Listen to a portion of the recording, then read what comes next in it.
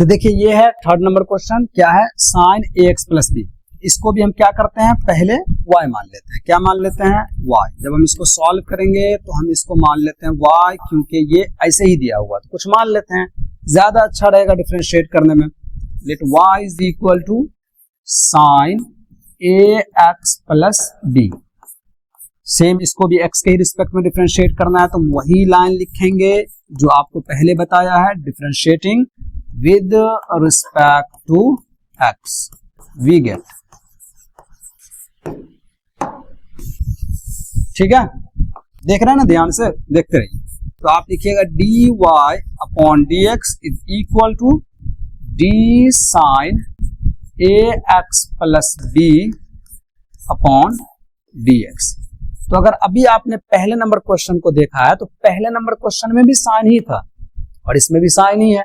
बस फर्क क्या है कि नंबर वन क्वेश्चन में है साइन एक्स स्क्वायर प्लस 5, और आप अगर यहां ध्यान से देखते हैं तो वो यहां है ax प्लस बी, है ना। तो एंगल क्या हो गया, चेंज हो गया, क्योंकि एंगल फिक्स होता नहीं है, वो वेरी करता है। तो कोई बात नहीं है, अगर वहां एक्स स्क्वायर प्लस 5 था तो एक्स स्क्वायर प्लस 5 के रिस्पेक्ट में वो चेंज हुआ। यहां अगर ax प्लस बी है तो ये ax प्लस बी के रिस्पेक्ट में चेंज होगा। तो आप इसको लिखिएगा d sine ax plus B, और आपको यहां नीचे क्या लिखना पड़ेगा, dAx प्लस बी, तभी तो मिलेगा। अगर इस पूरे को x समझ रहे हैं तभी तो मिलेगा d sine x upon dx।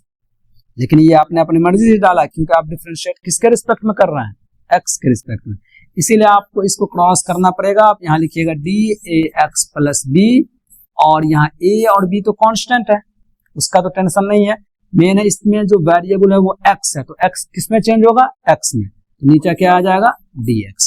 सही है। अब आपको फॉर्मूला याद रहना चाहिए। फॉर्मूला क्या होता है, d sine x upon dx cos x। तो यहाँ हम लिखेंगे cos, और x नहीं है, x के जगह पर क्या है ax प्लस b। सही है। और ये हो जाएगा, जब आप इसको अलग अलग कीजिएगा तो इसमें a कांस्टेंट है, a पीछे आ जाएगा, क्या किसका डिफरेंशिएशन होगा, dx अपॉन dx, और प्लस b अकेला है, और कांस्टेंट जब अकेला होता है तो उसका डेरिवेटिव क्या हो जाता है, 0। बिल्कुल सही पकड़ रहे हैं, एकदम ध्यान से देखते रहिए। तो फाइनली ये आपको हो गया cos ax प्लस b, और इसके अंदर a बचेगा, क्या बचेगा a, क्योंकि dx अपॉन dx क्या होता है 1। कोई भी चीज अपने ही रिस्पेक्ट में डिफरेंशिएट होता है तो उसका वैल्यू क्या होता है 1। तो फाइनली ये आपको क्या मिल गया, a cos ax plus b। अगर आपको समझ में नहीं आया ना तो आप हमसे पूछ सकते हैं, वीडियो के नीचे कमेंट सेक्शन में जाइए, वहां आप हमसे क्वेश्चन कीजिए कि सर यहाँ नहीं समझे, यहाँ दिक्कत हो रहा। कोशिश करेंगे कि और अच्छे से आपको क्या करें, समझाएं। ठीक है, चलिए, तो ये हो गया इसका आंसर। अब देखते हैं नेक्स्ट क्वेश्चन, जो है क्वेश्चन नंबर 4। ठीक है, तो देखिए ये है क्वेश्चन नंबर 4। क्या है, सेक, और इसका एंगल है tan, और tan का एंगल है रूट x। घबराइए नहीं, ध्यान से देखिए एकदम अच्छे से, बढ़िया से।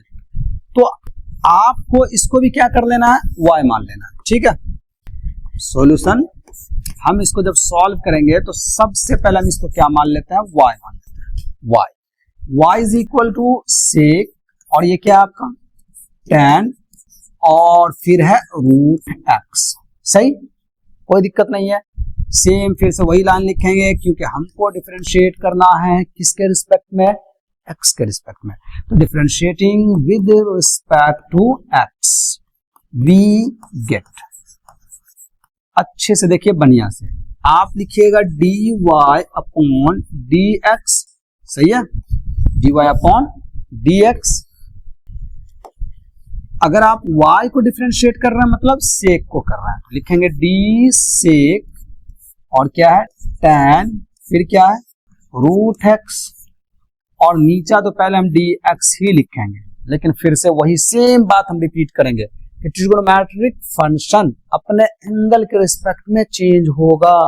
तो यहाँ d के साथ क्या लगा है, सेक। तो सेक का एंगल बताओ, तो बताइए क्या है।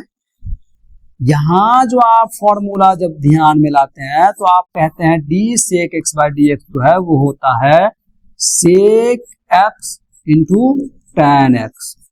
गौर से देखिए, x x x x, यहां x के जगह पर क्या है, वो है tan रूट x। समझ रहे हैं क्या बोल रहे हैं वो, आप समझ रहे हैं, समझ रहे हैं। देखिए यहां जो सेक के साथ x होना चाहिए ना, तो वहां क्या है, tan रूट x।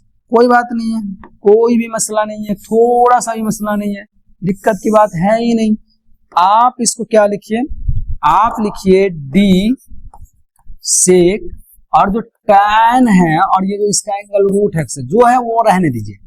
नीचे आप लिखिए इसका पूरा जो भी एंगल है वो है क्या, tan और रूट x।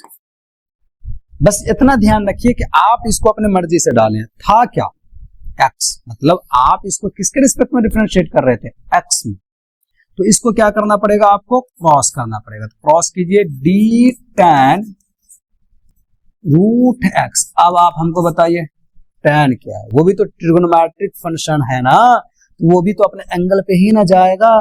तो tan का एंगल क्या है, रूट x। नीचे क्या लिखिएगा, d रूट x। आपको इसको भी क्रॉस करना पड़ेगा क्योंकि ये भी आप अपनी मर्जी से डाले हैं, तो इसको भी क्रॉस कीजिए।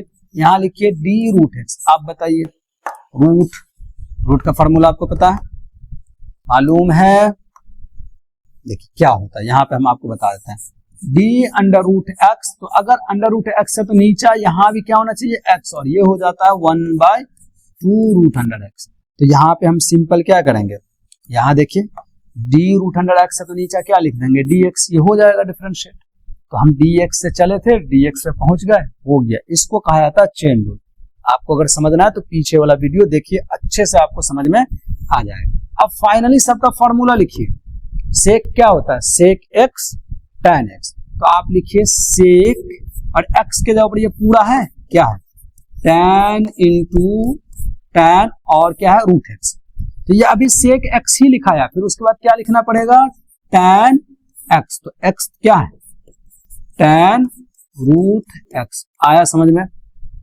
देखिए ध्यान समझिए, x के जगह पर tan रूट x है, तो d sec x by dx होता है सेक x tan x। तो यहां सेक लिखे x के जगह पर, x के जगह पर यही ना लिखिएगा, तो हमने लिखा, फिर tan लिखा और फिर x के जगह पर यही लिखा जाता है। ये इसका हुआ है, सही है। अब आगे बताइए, d tan x by dx मालूम है क्या होता है, सेक स्क्वायर x। तो d tan x by dx हम इसको लिखेंगे सेक स्क्वायर, और x के जगह पर क्या है, रूट x। और d root x by dx ये आपका क्या हो जाएगा, 1/2 रूट अंडर x। तो फाइनली आपको ये क्या मिल गया, ये आपको मिल गया सेक tan रूट x, और इंटू में tan, ये स्क्वायर नहीं होगा क्योंकि ये tan इसी का एंगल है, tan रूट x, और इंटू में क्या है, सेक स्क्वायर रूट x, और पूरे के बट्टा में क्या है, 2 रूट अंडर x। ये इसका क्या हो गया आंसर।